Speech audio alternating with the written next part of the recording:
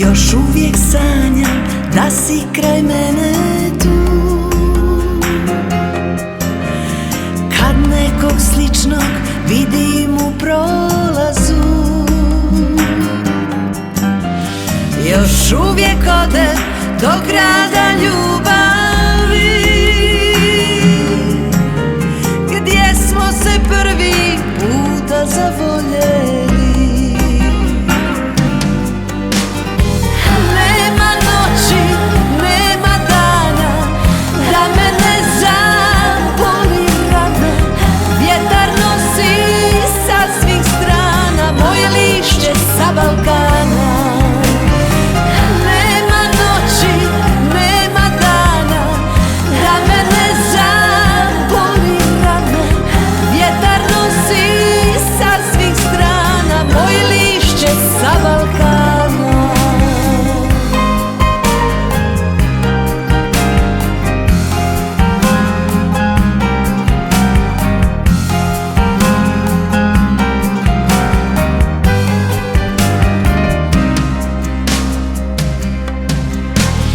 Još uvijek čekam dugo u hladnu noć, to pismo koje nikada neće doći.